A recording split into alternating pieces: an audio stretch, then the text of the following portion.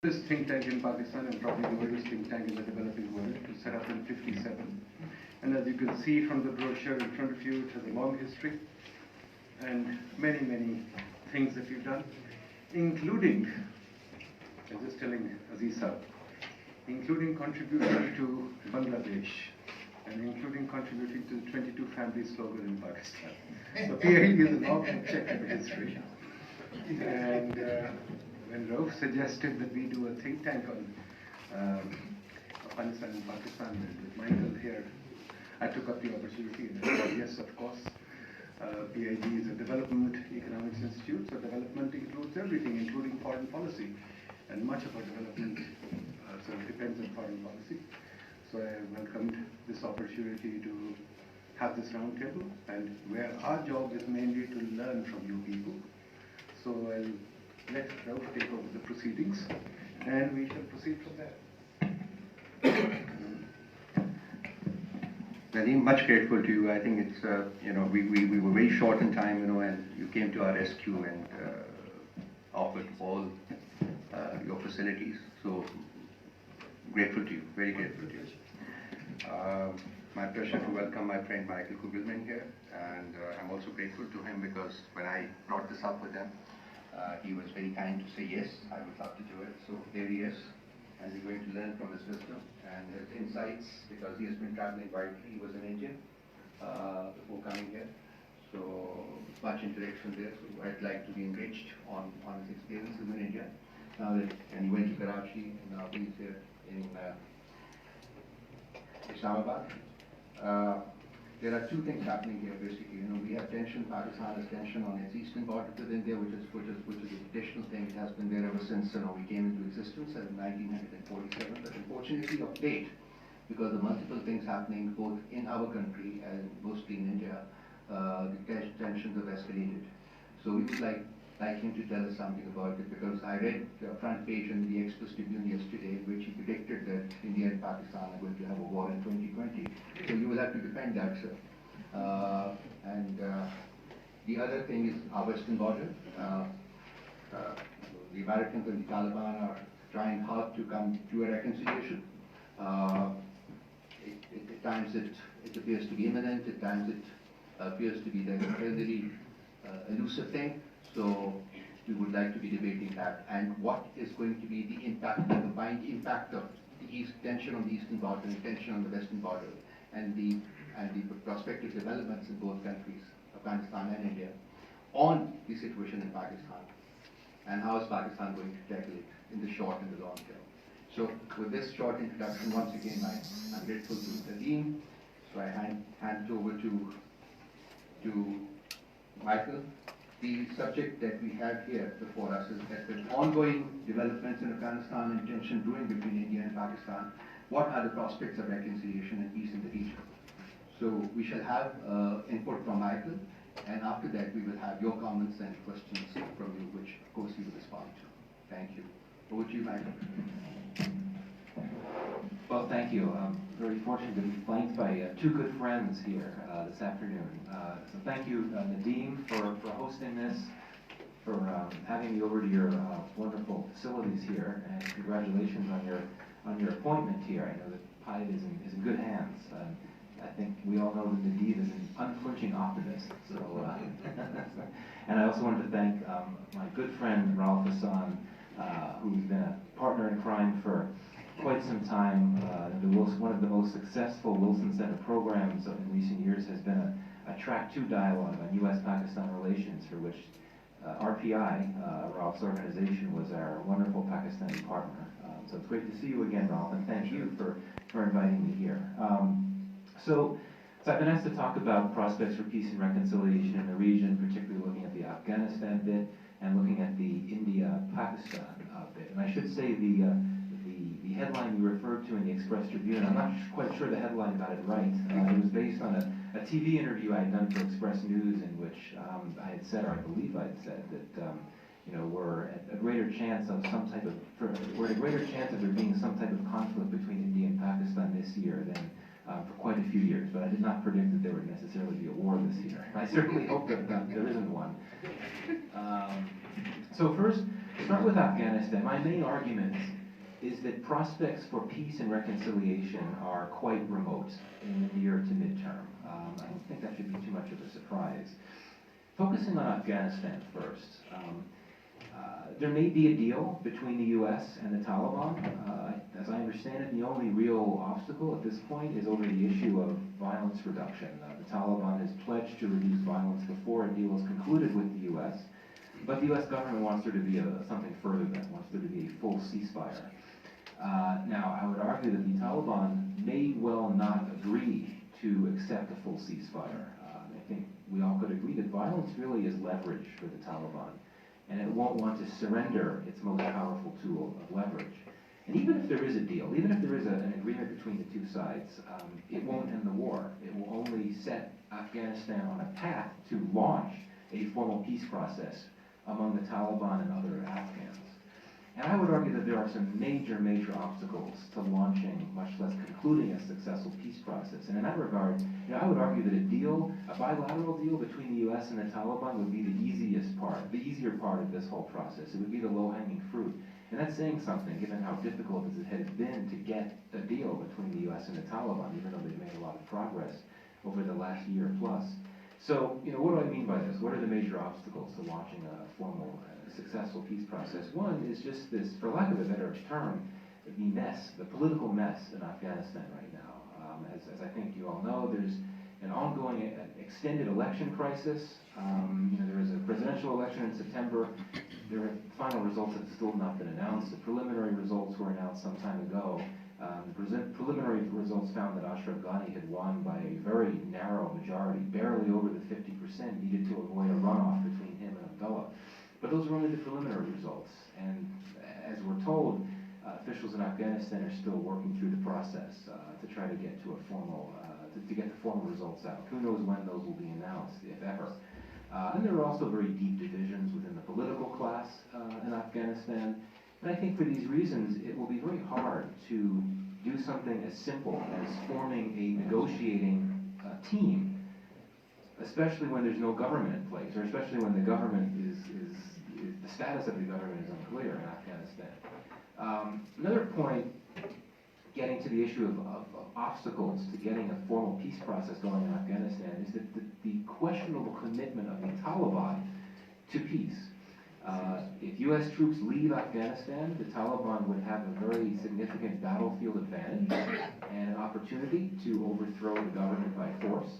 And also, any negotiation would be meant to lead to a power-sharing deal, including the Taliban. And I think an important question to ask is, would the Taliban actually be willing to work within a political system and to share power within a system that it has long sought to destroy and overthrow?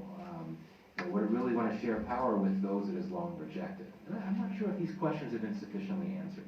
If you accept the Taliban's position at face value, that all it wants to get the foreign invaders out, it wants all the Americans out, after all the foreign forces are gone, then it'll be ready to talk to the government and work out a peace deal. If you take that at face value, then you could be optimistic, but I'm not sure we should go so far. I think there's reason to be skeptical. Now, even if there is a peace deal, even if there is a comprehensive deal that ends the war, the violence certainly would continue. Taliban, of course, is maybe the most powerful and prominent perpetrator of violence in Afghanistan, but there are others too, outside the peace process. The ISIS branch in South Asia, ISIS Khorasan, ISIS-K, it would not be party to any type of peace deal. And then you could also have a situation where the more hard-line Taliban, who may reject a peace deal and may decide to jump ship and join ISIS in Afghanistan.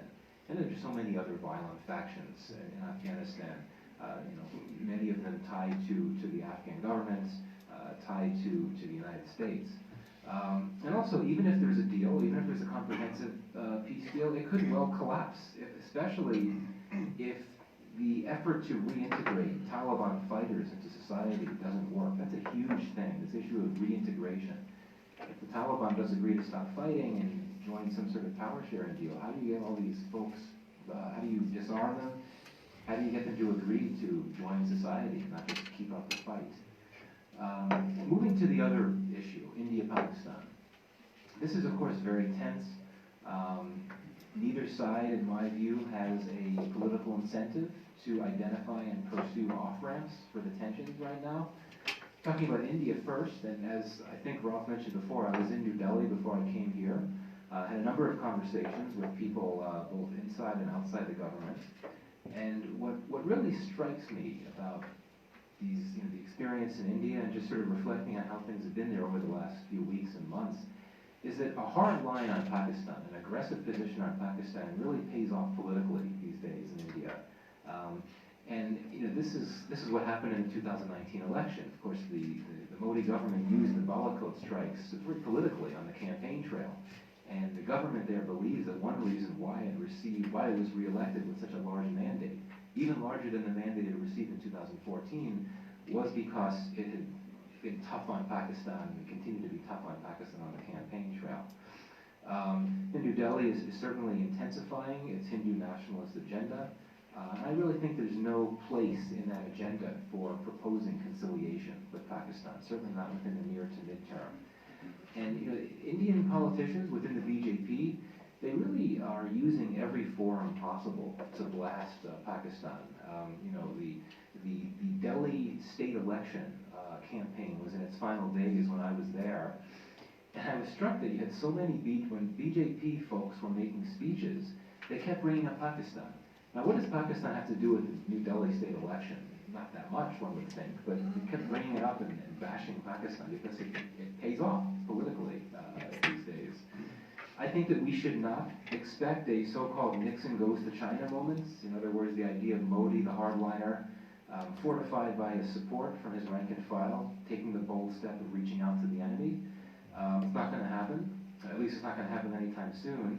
And that's because you could argue that it already did happen. This is certainly what the Indians would say, that early in his first term, Prime Minister Modi reached out to Pakistan. Of course, he went to Lahore.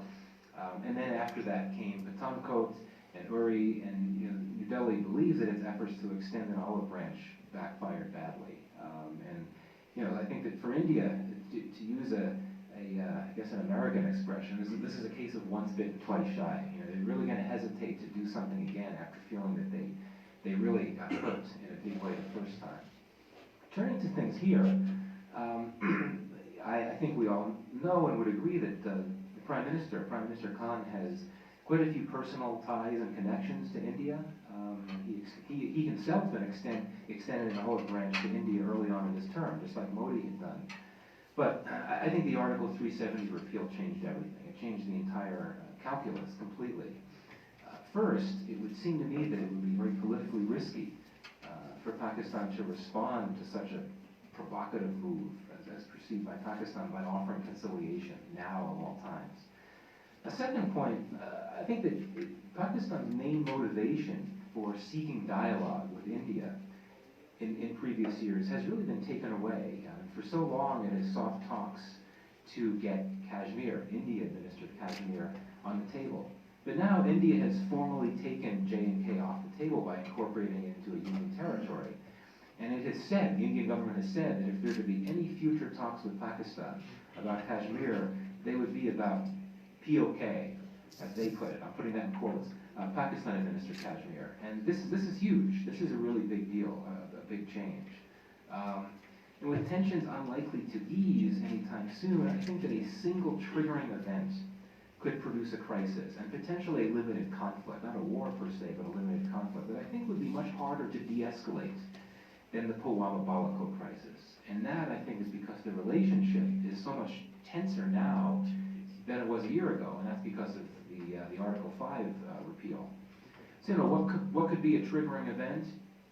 I think clearly one that comes to mind is another Pulwama-type attack, and I imagine that India would blame Pakistan no matter what the facts may be, even if it's simply a case of an aggrieved Kashmiri kid, like what happened last time, acquiring local weapons and staging an attack. Also, this is more controversial and certainly more unlikely, but still something to mention down the road. India has been for quite some time using a lot of rhetoric in which it is threatened to retake POK. It's not new. You hear the rhetoric all the time. You've been hearing it for years. I think the frequency of the rhetoric, the intensity of the rhetoric has been quite striking to me. have someone, you've had some very senior officials, including the foreign minister, who I wouldn't think of as hardliners, who are making this claim as well.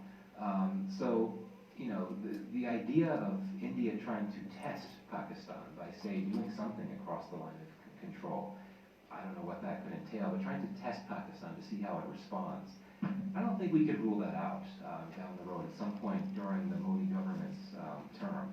So again, I don't expect a full-scale war. I certainly hope there wouldn't be a full-scale war. I think neither side wants a war. But I think that a crisis and a limited conflict, one that could go a bit further than what happened last year with Balakot and Pulwama and Balakot, that certainly could be a possibility. And conciliation would be very unlikely.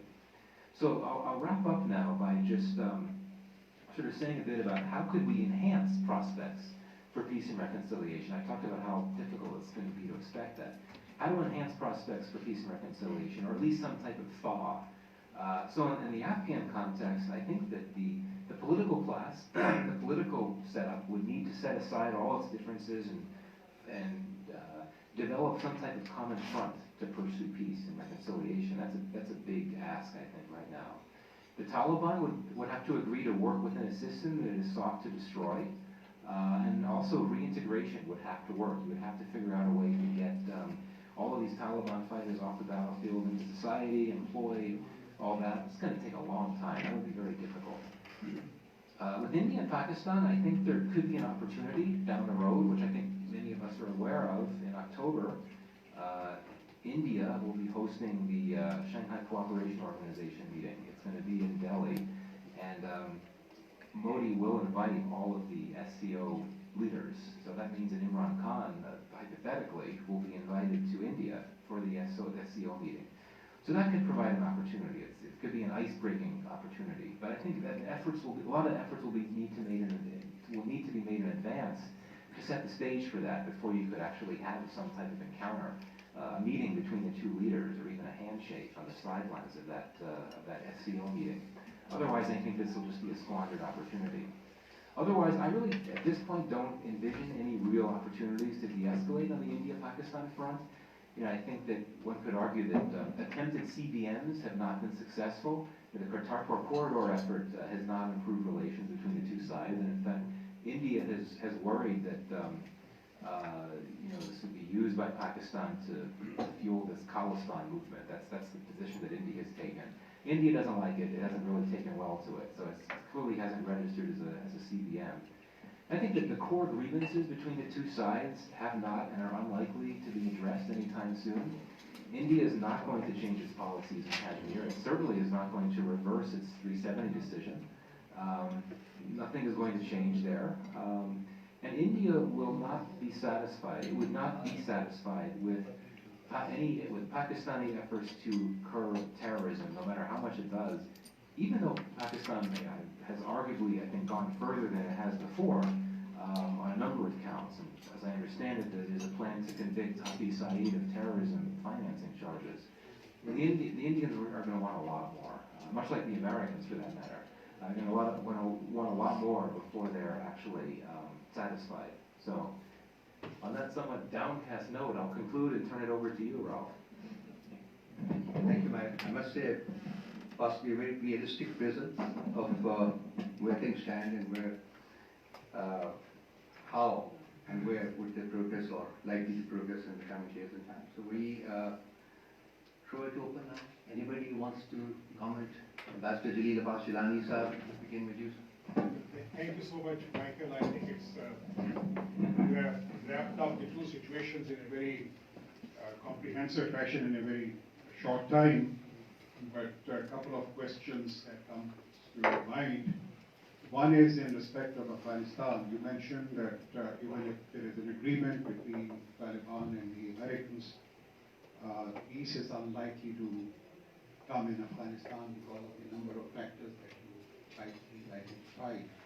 And the question that comes to mind is that in case the agreement does not bring peace in Afghanistan, would there still be the withdrawal of American troops from Afghanistan? Because a lot of people are anticipating the situation to get worse in case the US forces are withdrawn.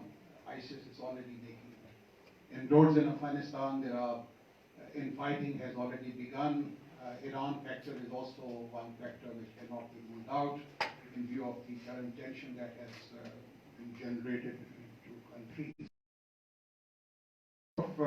India and Pakistan, and you have rightly pointed out that chances of a peaceful coexistence are certainly remote. This is certainly one of the darkest hours that we have faced between our two countries.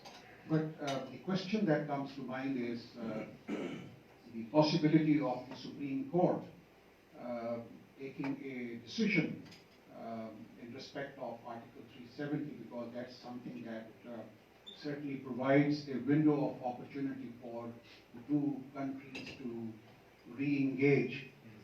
And then, once there is a case, I was just thinking that in case the Supreme Court, Indian Supreme Court, either reverses, which the decision which may be difficult for the Supreme Court to do that, but even if they suspend the decision, it can open up opportunity for, it has the potential to pacify a large number of Kashmiris.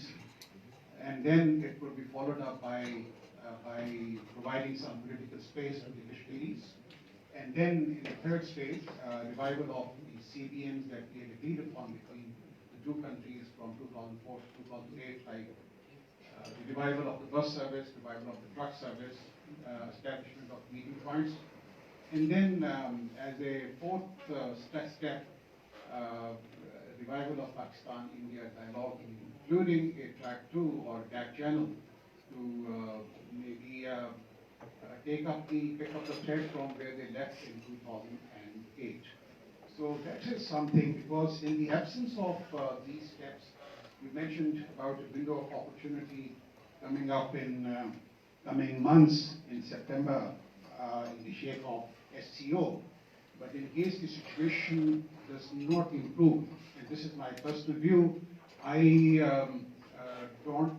am not sure if the Prime Minister would be able to undertake a visit to India, because that would be seen extremely negatively by the opposition in Pakistan. That would also convey a very wrong signal to the Kashmiris, and also at the international level, it would also give an opportunity to India to project that as if everything is getting back to normal and Pakistan has begun to reconcile, except with the situation where it's developing. So I would like to seek your views on these couple of questions that have come to me. Thank you.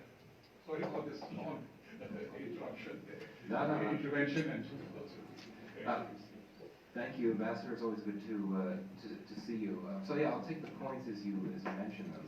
On Afghanistan, yes, I think there's a very big chance that the U.S. will withdraw forces if there's not a deal. In fact, if we get to a certain point down the road in the next few months and there's no deal, it may well happen. I think that for domestic political reasons, the President wants to have a fair number of troops out of Afghanistan before the election in November, or perhaps even preferably before the Republican National Convention, which I think is in September or August.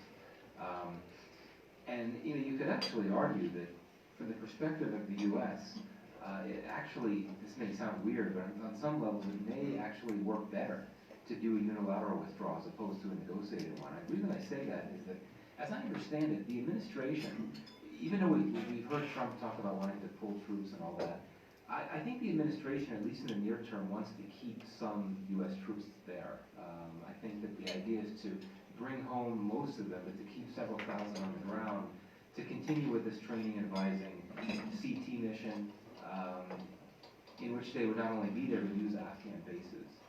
I don't know if the Taliban would be willing to sign a deal with the U.S. that would entail that, the U.S. keeping some troops there and using Afghan bases. The Taliban has insisted repeatedly that, as long as there's one American troop left in Afghanistan, it's still an invasion, and that cannot happen. So in that regard, if Trump were just to sort of forget about the deal and pull out so that he could leave several thousand troops on the ground, that could happen. Now, of course, the downside of that is if there's no deal, that doesn't set this pathway to an intra-Afghan dialogue, though still, it certainly could happen.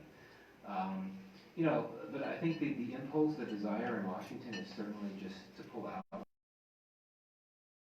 Few prominent Trump administration officials who had the president's ear, who had supported the idea of staying, they're now gone. Mattis, Bolton, the Master, they're all no longer in the administration. So it leaves, I don't think we have anyone like that there anymore that would try to get Trump to put a stop on his plans to remove troops. So I think it is quite likely, though I want to do the zero option. And I think and hope that any type of withdrawal would be a phase one. That would be much safer, I think, to go there. So then, moving on to India and Kashmir, you're right. If the Supreme Court were to rule on the Article 370 issue in a way that might suspend the repeal for a while, that would certainly be beneficial to Kashmiris. I imagine the Indian government wouldn't want that to happen. The current environment makes me think that would be quite unlikely that the Supreme Court would actually weigh in that regard. I think an interesting thing to see with the Indian Supreme Court is if it upholds the citizenship law. There may be a little more space for pushback, though even there I think it's unlikely. And I just think, talking about the possibility for trying to get dialogue going again between India and Pakistan, I just don't think the Indian government has any interest in that type of thing right now. I mean, as I said before, politically, it doesn't make sense at all. In fact, it's perhaps even costly for the Indian government to try to even think about conciliation. It's too soon. I think at least you have to look into the midterm, maybe later this year or next year. So I just don't see that as a possibility. And in terms of the SCO issue, I do agree with you. If things don't magically improve in the next few months, it would seem to be unlikely that the Prime Minister would go over there. That's why I said earlier that you'll need to have efforts starting now, really, in the coming months that would set the stage for some type of thaw, some type of confidence-building effort that would put the two sides in a position where it would be politically safe for the Prime Minister to go to India. But I just don't see the mood on either side in favor of that. So you're right. It could well be that meeting happens and there's no representation from Pakistan or in some lower level official assent. So yeah, I think you make a good point. Just like for India, it's politically advantageous to be hard on Pakistan. Here in Pakistan, I think it could be very politically problematic for the Prime Minister to go over there if you still have this high degree of tension. Nadeem? Thank you very much, and always a pleasure to listen to Michael, an old friend of mine, and Raoof to invite me over here and be amongst this audience. I think the points that you have put and Ambassador Jane Abbas has put are very valid. Because Modi has a history as a politician, and because the success that he has gained in the elections is based on the anti-Pakistan narrative, he doesn't see any need to change, despite the fact that there's a Delhi election. And I would ask you a question on that,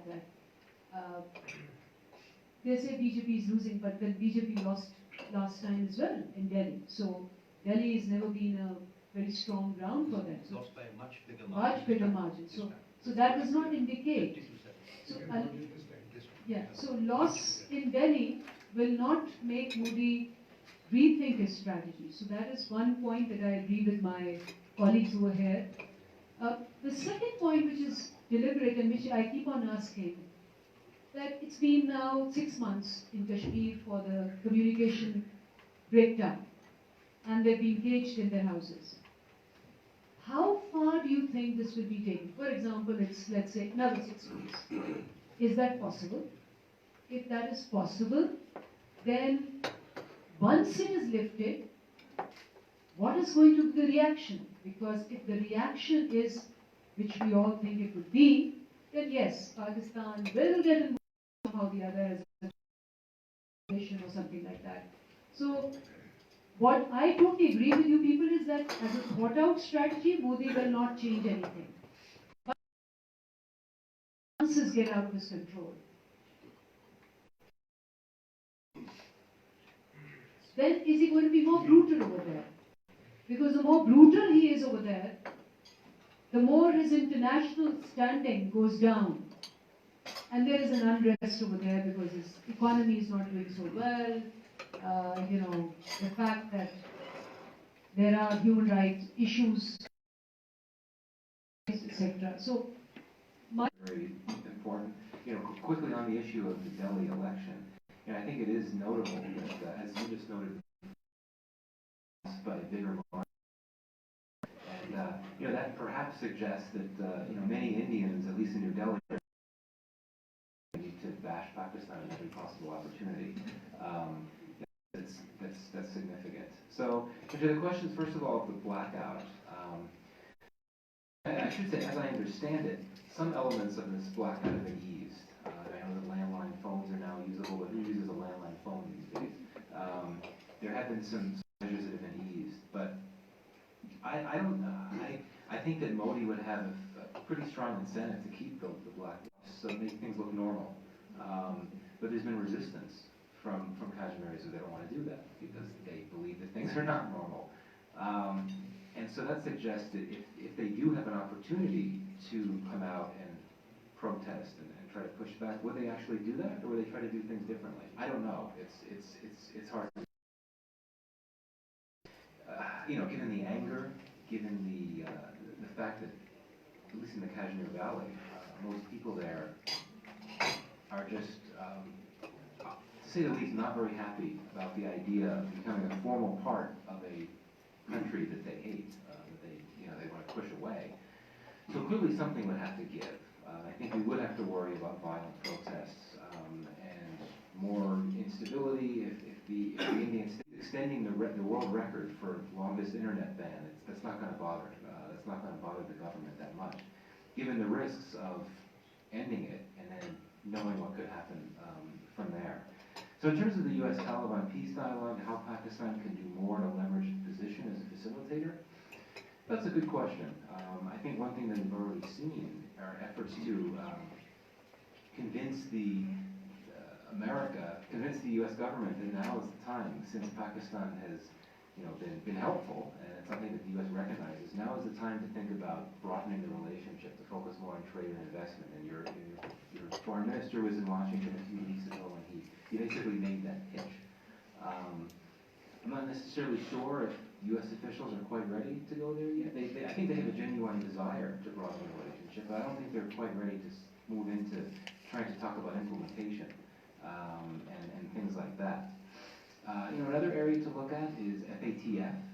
I know that there's some commentary that suggests that since Pakistan has been perceived as helpful in Afghan peace facilitation, that makes the U.S. more inclined to not pressure fellow members of the FATF to sanction Pakistan. I don't know about that. I think that the U.S. judges makes its thinking is shaped in FATF is shaped not by only geopolitical concerns, but also a very real appraisal of how much Pakistan has done. And I think there is a very Washington within the administration that Pakistan is successfully addressing most of these obligations in its action plan for FATF. But FATF is another place where Pakistan can try to make a plea by saying, well, look, we're being a responsible partner, we're helping out in Afghanistan, we're taking major steps to tackle terrorist financing. Keep that in mind while you're making your decision about what to do with us. Move on to other people. There's something that I want you to. You said in your presentation, you said, would the Taliban be willing to work within the political system and share power? I think this is critical. This is critical because, as far as I understand, the Americans are getting out one way or the other, either with a deal or without a deal. And I think it's going to happen possibly by September or even earlier. But how do you evaluate that the Taliban, either not immediately, but in due course of time, maybe 6 months to 1 year or so? Because as I see it, when the Americans are not there any longer, there is going to be only one military force there. That is the Taliban, because the military force that the Kabul pretends to be actually does not exist or shall not exist, because bulk of the people who work for the military would sort of cross over to it onto the Taliban side. So, how do you evaluate the mindset the Taliban may have undergone, the change mindset that they have undergone, or you feel that they are still the same lot that we encountered back in 2000 or earlier? Right. And how is that going to impact the prospect of peace? Because peace between the Taliban and the Americans is no surety for peace in Afghanistan. So, before we proceed further, maybe you could sort of throw some light on that. Thank you. Yeah, it's a great question. I mean, clearly the Taliban itself projects itself as a more moderate alternative to what it was in the late 1990s. And you see them walking around with cell phones. They go to Doha and they go to the fancy hotels in various places, and they interact with women and female journalists and all that. But it's hard to say. I think the best way to answer that question is to take a look at the many areas of Afghanistan that are currently controlled by the Taliban. What's happening there on the ground? And it's hard to know exactly. But there have been indications. I've heard good and bad things from those that have been able to be on the ground. But I think that when Taliban leaders or negotiators are asked by journalists, what would be the place of women in a Taliban, in Afghanistan where you have power, they're very cagey and vague. They don't really give a good answer. They gave an answer, but they said as dictated by the As Sharia. dictated by Sharia, yeah. Who gets an interpretation of the Sharia? The one who is in power. The Taliban. Who's going to be in power? The Taliban. And that's not a good sign. That's not a good sign at all. Yeah, that's not a good sign. I'd be very concerned for Afghanistan. This is why the role of women in this whole story is so critical.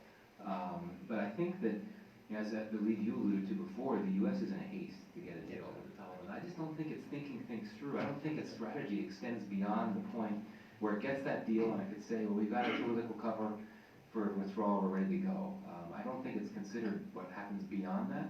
All it said is that the intra-Afghan dialogue would be Afghan-led, Afghan-owned, suggesting the U.S. would not be involved. To me, as I said before, it seems hard to believe that the Taliban really would want to share power. But again, it wants power. And depending on how things are arranged, if there's an arrangement in which the negotiators agree that the areas of Afghanistan that are controlled by the Taliban now would just be formally ceded to the Taliban, then you don't really have to worry about a power sharing arrangement. Maybe the Taliban would like that. I don't know. To me, that sounds like a dreadful idea for the country and for the region in terms of stability. But to answer your question, I just don't know exactly how the Taliban would proceed, but I'm very skeptical. Very skeptical.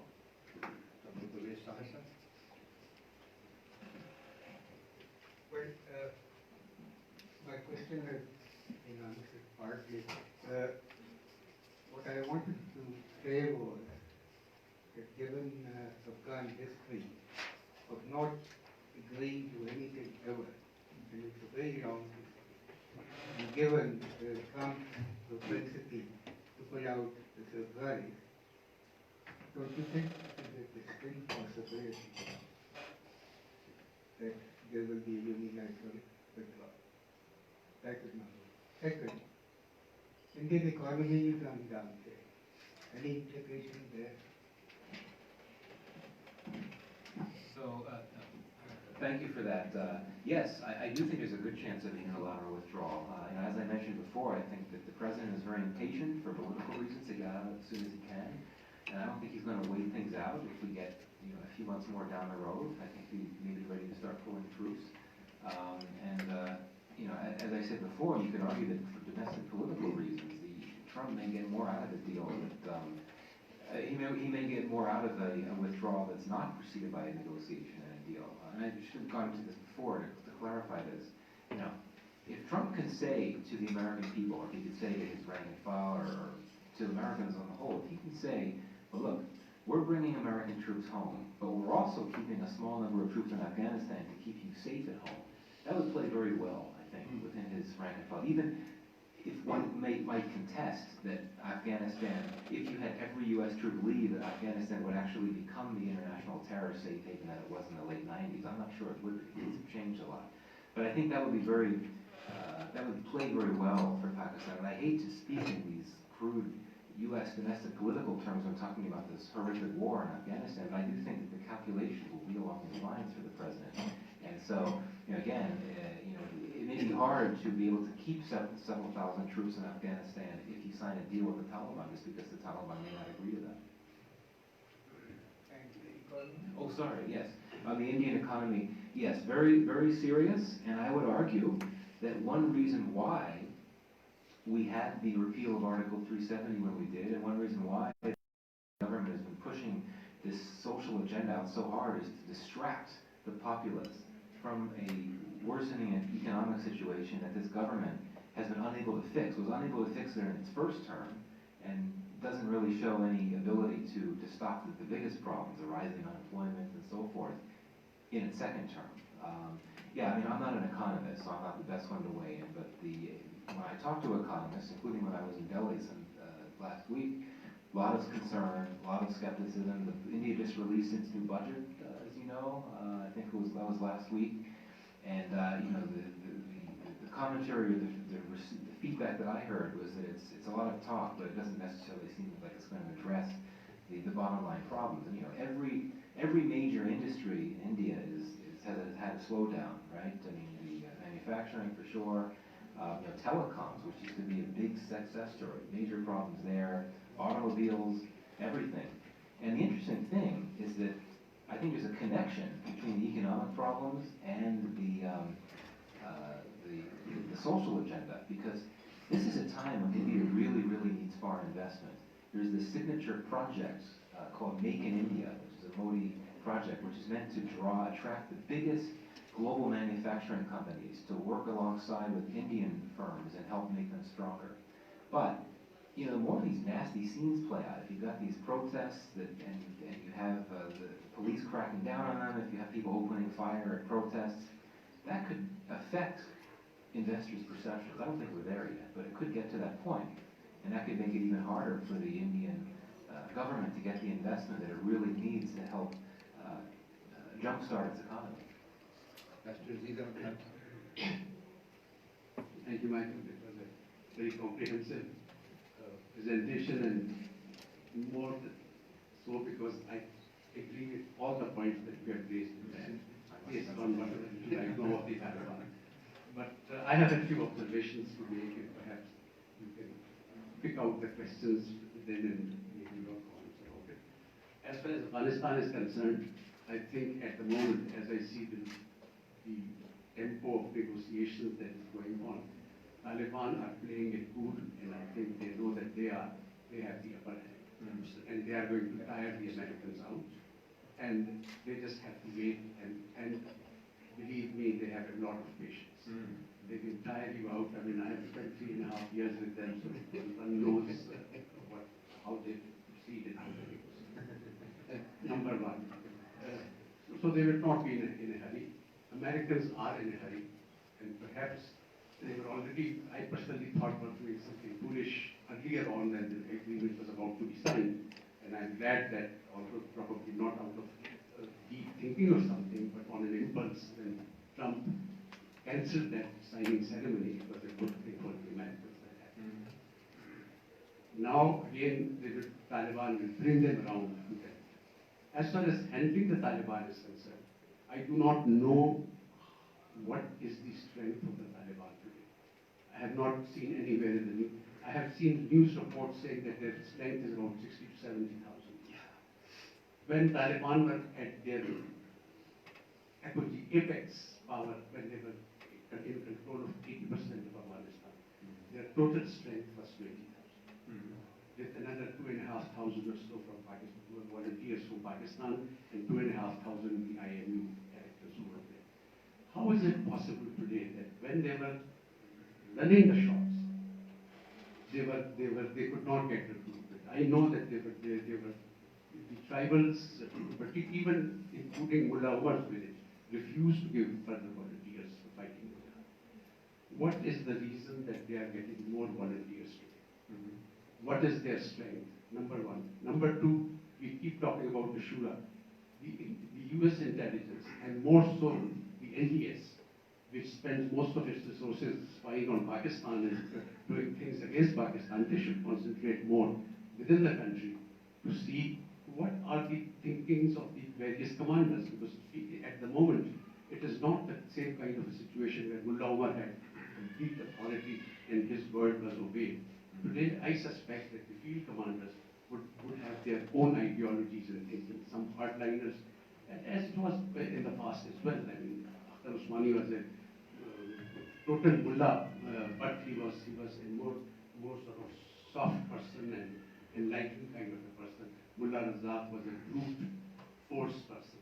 So this is very important, because this is particularly important because once the intra-Afghan dialogue starts, and And that intra-Afghan dialogue again would pose difficulties because I don't think the Taliban will agree to talk to the government alone. It will have to be government as one of the factions, and not as one of the authority.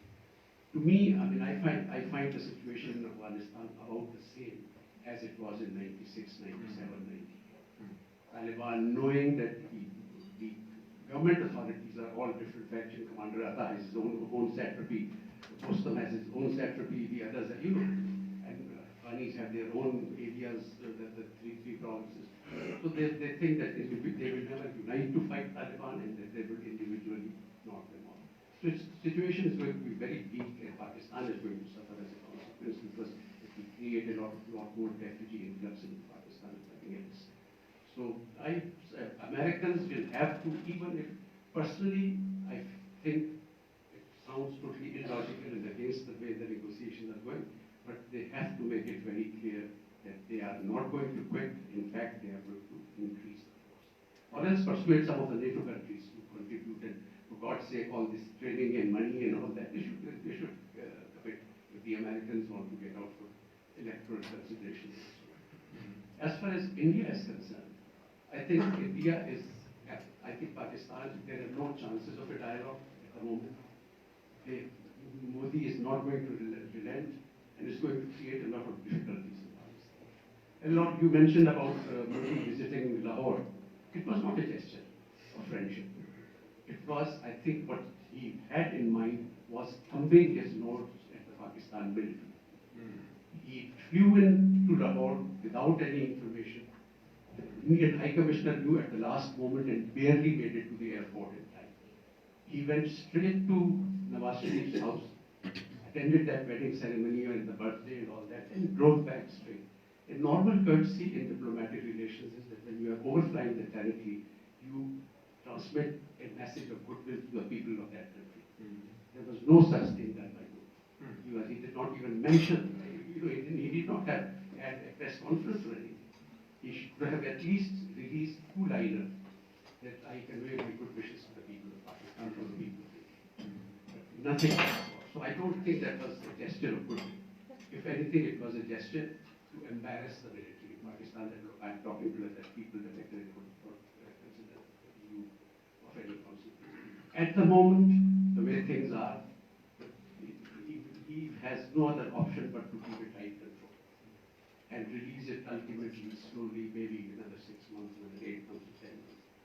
But the Kashmiris, in my view, and whatever little I have talked to people across the world, they are not going to take it lying down this time.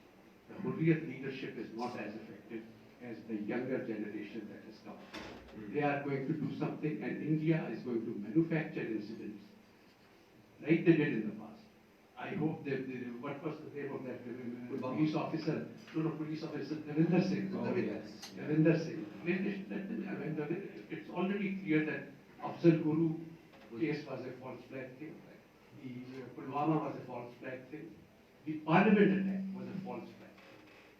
Even if they were Pakistanis, why would a hardcore terrorist, who have the competence to attack the parliament, go all the way, would be carrying their identity cards with them and Pakistani biscuits, made in Pakistan biscuits. If you recall, at that time, that is what they had.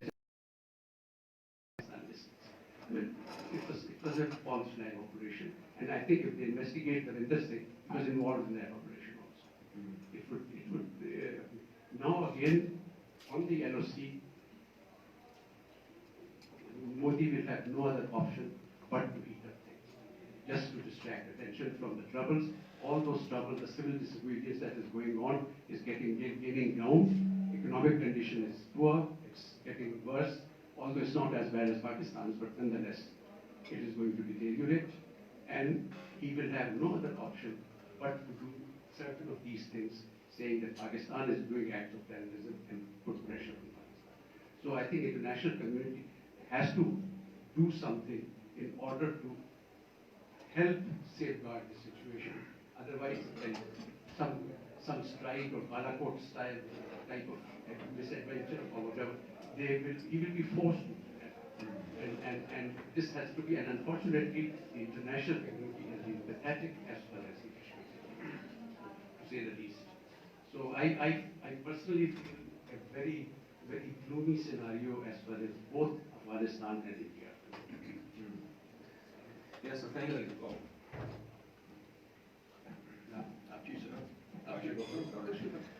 Thank you. Great points. So the first question about Taliban recruitment, yeah, it's a good point. It's a good question. How's it been able to be maintained and increased? I guess several reasons. One, certainly xenophobia. You know, Afghans that just don't like the U.S. to be there. You know, I would argue that the U.S. unfortunately is starting to wear out its welcome. Over the last few years, it started to wear out its welcome. You know, you look at the UN figures on civilian casualties, and you know, you've had over the last year or so, I believe, the first half of 2019. I don't know if the figures are ready for the last half of 2019. You know, more civilian deaths from actors aligned with the Afghan government. Or sorry, more violent, more deaths from the U.S. The Afghan government and the U.S. than from the Taliban. That's really significant, hugely significant. And you're hearing a lot about drone strikes that are killing civilians. And so I think that could be a radicalizing factor. That could be causing people to join the Taliban. The economic imperative certainly is something else. I mean, you're promised a paycheck, you get on time, and you may get paid better and more regularly than if you were to become a soldier in the Afghan military. That's a very different type of reason, and I'm sure that could be something too. But finally, I think the big one is just the governance issue. You know, the National Unity government was particularly unpopular and particularly unable to provide basic services, deal with corruption, and all that. And you know, I think that a critical mass of Afghans believed that the Afghan government was not a better alternative than the Taliban, and so some of them were willing to accede to these entreaties of the Taliban, where they say, well, look, we're clean, we deliver swift justice, we'll provide you with a paycheck, and so on. And you know, in contrast to the Afghan government, so I think those are some factors right there. So in terms of the Afghanistan situation, I agree with you. It's just going to get really, really messy, really ugly. I just don't think there's an option that the U.S. is going I think that the U.S. is going to leave. As I said, I think it's going to want to keep several thousand troops there. It's not going to want to surge more. It's definitely not going to want to do that. That's just politically impossible. And there's bipartisan support for that in the United States as well. That's simply not going to happen. Barack Obama was very much opposed to staying in Afghanistan. Whoever becomes the next president is going to want to get out. I mean, to the extent that the candidates have talked about Afghanistan, called for a negotiated agreement. And I do think this Washington Post series on the Afghanistan papers, I think, sort of woke up Americans on the whole to the realities of the Afghanistan mess, with all these terrible stories about U.S. policy. I mean, those of us that study Afghanistan, we knew this was happening. But for Americans on the whole, you know, or at least those that read the Washington Post, you know, they're learning about how troubled this mission is. And again, that's just going to increase the support for some type of with. For a very long time. Yes. Another story. It's been a very interesting discussion. I'm afraid a little too polite. I'm very diplomatic. I'm not a diplomat. I'm not a bureaucrat, so let me say a few things. Let's play a little game. What do you expect the Taliban to do?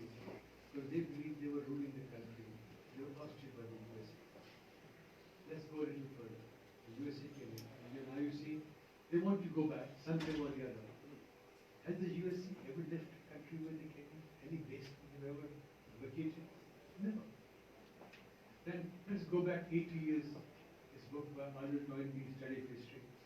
He says when this type of conflict happens, there's only two ways the weaker party can react. The Herodian way, the way of Herod, the king, or the zealots. And this is what the Taliban claim, that you are all psychopaths, agents of the imperialists, etc., etc. We are the ones who fight for freedom. Also, the Afghans have never been ruled by the people. On the other hand, if I had ruled of Afghanistan, I'd never let it go. Two reasons. One, very strategic position. You can have an influence on Iran, Central Asia, and of course, troubles of Pakistan, everything. Plus it is Saudi Arabia of lithium. 50% of the world's lithium resources are there. And this is the century when you talk renewable energy, batteries, lithium comes. I'd never let it go. We talk about the withdrawal of American troops, a partial withdrawal or maybe majority withdrawal, and some people left there. What about the contractors? What about the FSG? What about Eric Prince and his mercenaries? They outnumber the NATO and US troops. And now Eric Prince, I understand, has a very close ear of the president, and is writing and talking about the new East India Company model. That he says is what we should do in this area. So I see a lot of trouble ahead, and I think there will be more. Another question about occupation and so on, or whatever you want to call it, making people come into the 20th century, etc., etc. Which people have ever got their freedom through negotiation in the last 50, 60 years? It never happened. But it doesn't work. Doesn't work at all. How about India and Pakistan? The BJP, we assume the BJP is the enemy and the nasty face and so on. But all Indian governments have had a very, let's say, antagonistic view of Pakistan. Remember Indira Gandhi, the Congress? When Dhaka fell, what did she say? We have now avenged 1,000 years of history. And that is the psychosis, that is the psychology which is driving the Indians. They just can't get over 1,000 years of when they were ruled by foreigners. Majority of, most of the time by the Muslims. So this psychological attitude is terrible. And I do not see any peace coming into India and Pakistan. The only thing keeping peace at the moment are nuclear weapons. Nothing. And I'll share something with you. In 2004, we had the 100th anniversary of the Rhodes Scholarship. I was in Oxford. Bill Clinton was there. I had a long chat with Hillary Clinton. And I said, thank you for the Pakistani government. We are a very lazy people. The Indians did the explosion. They had 3 reactors, not a single one under inspection. Pakistan had only 1 power reactor in Karachi under inspection, the international agency, Canadian reactor. What do? Shut up our spare parts, shut up our fuel. Indians kept getting the fuel, the spare part, everything. So then, younger people said, let's do something, change the control room completely from the old valve to solid state. Within 9-10 years, those people got ambitious and the complete fuel cycle. We never have gone on this route if we had got these spare parts of the Karachi. So things, so it's a bit like game theory. Now we'd like it to be win-win for everybody. Not in international politics, not in power politics. Sure, go. Michael? Yeah, thank you. No, some great points. Some great points there. Very interesting. Very provocative. So your questions are unprecedented. The U.S. ever left the country completely? No. Has anyone got freedom to negotiation? No. I think that there's one analog that many analysts use when describing what was a successful negotiation that brought peace to a country after a long insurgency, and that's Colombia. Colombia, yeah. Now, of course, it took, 55 years to negotiate a deal? Something like that. And I think that gets to one thing, that it takes a really long time to do these things. And so, if you want to talk about an intra-Afghan dialogue, I think it would need to be measured in years or decades, not months. Sorry, let me just mention also that I'm not a great fan of the Taliban. In fact, I suffered at their hands. I was head of a university in the KB province and I had to leave. The threats became too serious and too frequent. They were not Taliban. They said Taliban, Pakistan, but Khana should know. I put my vote there, he should know. They were from local gangs. Yes. Oh, yeah. But you never had a president like Trump. Yeah, that's true. That is true. So the question about the BJP, that they've always been antagonistic toward Pakistan, yeah, that could well be true, but I think that this current BJP has gone much further than the previous BJP government, the Vajpayee government, is a different breed altogether than what we're seeing now. And it's true that the Article 370 repeal has been on BJP document election manifestos for quite some time. Yeah, but only now did they actually follow up on that threat, on that vow.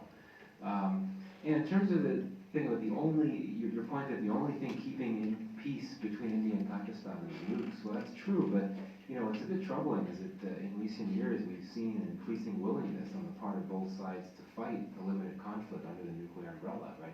What happened with Balakot, even if we contest what exactly happened with Balakot, it was the first time that India had used airstrikes in Pakistan proper for a very long time.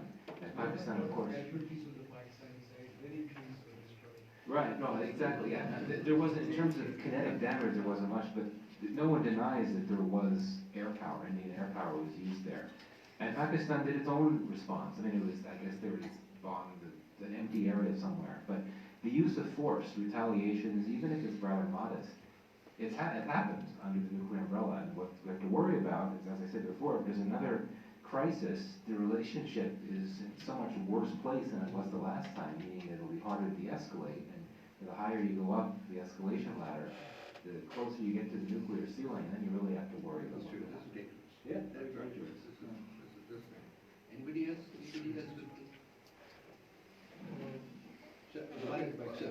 I think my question has been answered. It has more to do with FATF. I mean, for last 1 year, Pakistan was under a lot of pressure.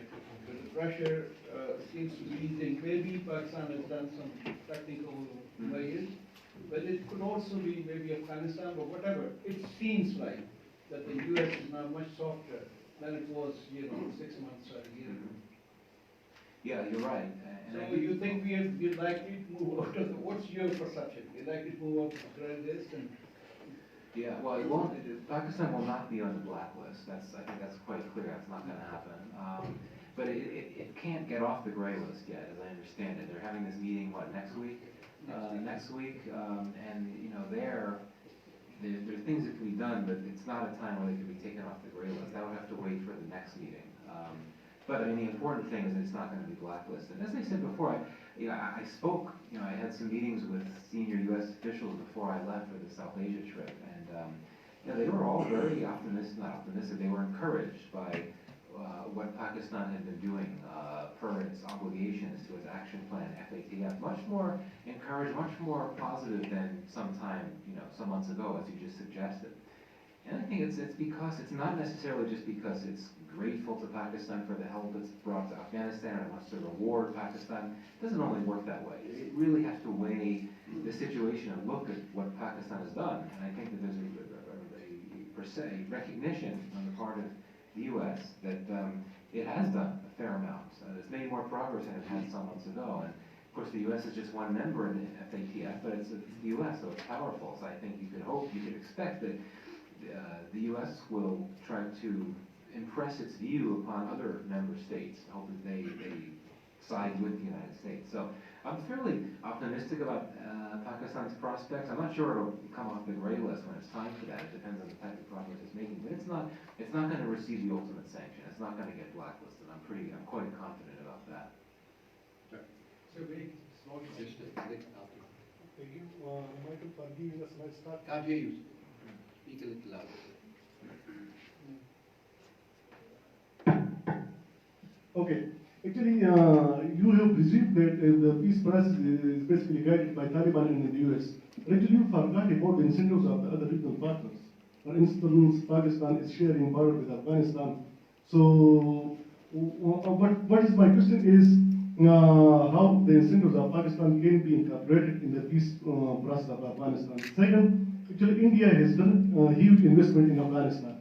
So, what about would be the possible impact on the investment of Taliban's coming into the power structure? Because it is generally presumed that Taliban are in the hands of Pakistani agencies. And third, what about the incentives of Iraq? Taliban are presumably the Sunni majority. in Afghanistan, and also it will definitely they would have an impact on the Iranian policies.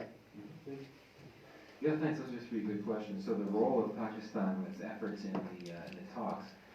Well, you know, as I understand it, Pakistan was very helpful early on in the process when it came time to convince the Taliban, the key Taliban members to physically go to Doha to talk to American negotiators. And I think that what really the big thing for the U.S. was something that really was well received by Washington was the release of Mullah Radar from prison. That was a big deal because he became a top negotiator. It was very significant. I think that was a big ask from the United States, probably delivered under a lot of pressure, and it happened.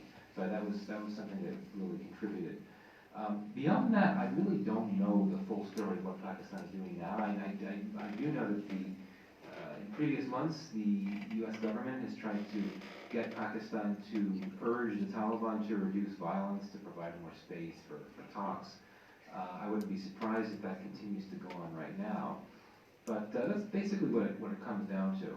And I should say that this may be a bit of a controversial thing to say here, but we should not overstate the assistance that Pakistan has played in the talks in Afghanistan. Several reasons. One, the Taliban had always wanted to talk to the United States anyway. They had always demanded bilateral talks. And the other thing is that the U.S. was willing to launch talks with the Taliban on terms that were very favorable to the Taliban. You know, the Taliban did not want Kabul present. The U.S. said, okay, that's fine. The Taliban, at least earlier on, did not want to talk about Afghan dialogue, ceasefire issues. They only wanted to talk about troop withdrawal. And the U.S. said okay because it didn't have the leverage to demand otherwise. So, in other words, you know, the Pakistan was urging Taliban to join talks that it was already keen to join under terms that were very favorable to the Taliban. So I would just put that out there. In terms of India's role in Afghanistan, I know this is controversial. Indeed, India has done a lot in Afghanistan. It's a top contributor of development assistance. There's the strategic partnership accord between the two, India and Afghanistan. It goes back some years. I forget what year, 2011 or something further than that. Yeah. Now, of course, I know that here there's a view that India is doing a lot more than providing development assistance in Afghanistan. You know, India is very interesting. I talked a lot with my Indian interlocutors about, when I was there in Delhi, about the Afghanistan story. They're just very concerned and skeptical. On the whole, they believe that no matter what happens, they're going to lose out. If there's no deal, if the war intensifies, that'll make it difficult for them to be present in Afghanistan, working with the Afghan government. If there is a deal, if there's a peace deal, a comprehensive peace deal, that's something that they're not, I mean, they support the idea of a negotiated outcome. They do support that, but they don't support the talks as they're going now because of this view, which I think is accurate, that if there's any type of deal, it would mean that the Taliban would be in a position of power. They don't want that. That worries them.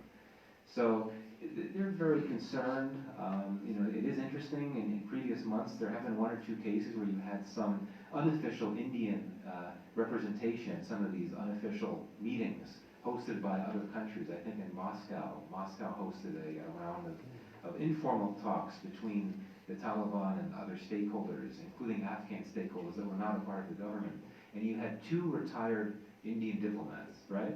Yeah, one a former Indian ambassador to Afghanistan, but they were retired. They were in their unofficial role. So it's almost like Delhi is trying to test the waters as to what it can do, how involved it could get. You know, Iran for many years has, I would argue, played a double game of sorts.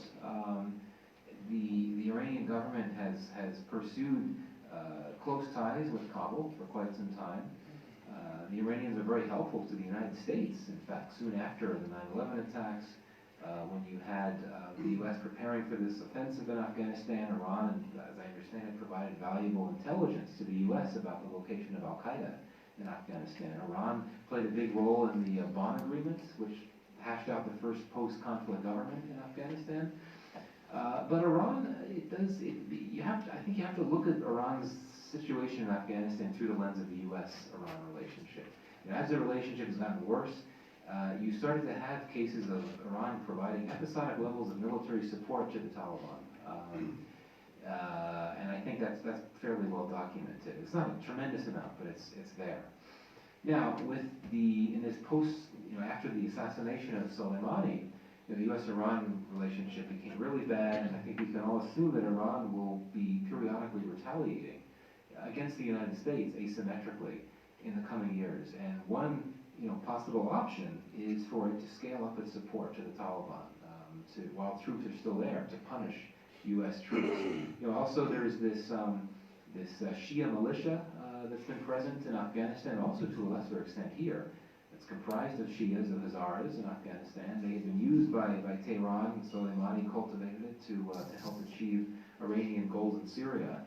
But it's been disbanded for now, but it's still there. And you could argue that perhaps Iran could try to reconstitute that militia to go after U.S. troops.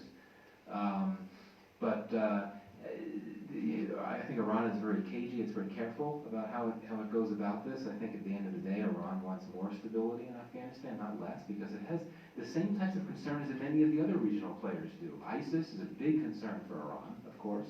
The drug situation is huge.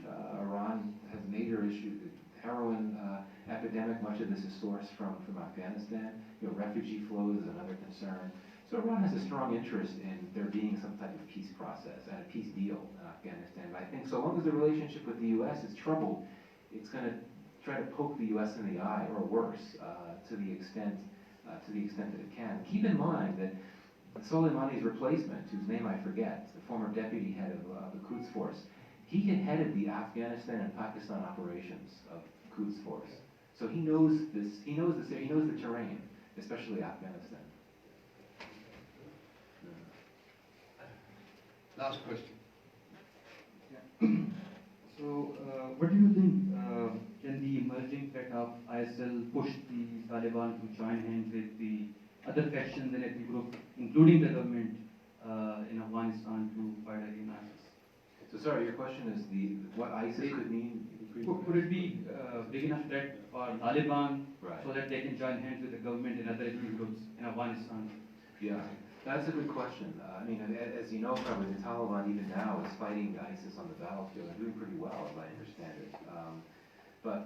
Yes, I think that one of the more bizarre hoped-for outcomes of a deal with the Taliban is that the Taliban would become a counterterrorism partner of the Afghan government, and maybe the U.S. Forces, if they're still there, to sort of comprise this huge force to go after the remnants of ISIS. It's a bit risky, especially if you're trying to disarm the Taliban, and maybe get a bit tricky. But certainly, I think that, as I said before, ISIS would not be involved in the peace process, peace and reconciliation process, and I do think that it could win out by a peace process, because you'd have the hardline Taliban that would want to join it. The flip side is if there's a deal, the Taliban would work with other interesting partners to go after ISIS. But I think that ISIS could still win out. I do worry about ISIS, or Daesh, or whatever you want to call it. It's been hit hard by airstrikes for so many years now, but it's still there. Not as active, doesn't seem to be carrying out as many attacks, but it's there. I do think that some players over-exaggerate the threat that it poses. I mean, the Russians have said there's like 50, 60,000 ISIS fighters. It's nowhere near that. Yeah, it's more like 10, 15,000 at the most. Yeah, maybe not even that many. I mean, I think the U.S. estimates have it as quite significantly lower, like a few thousand.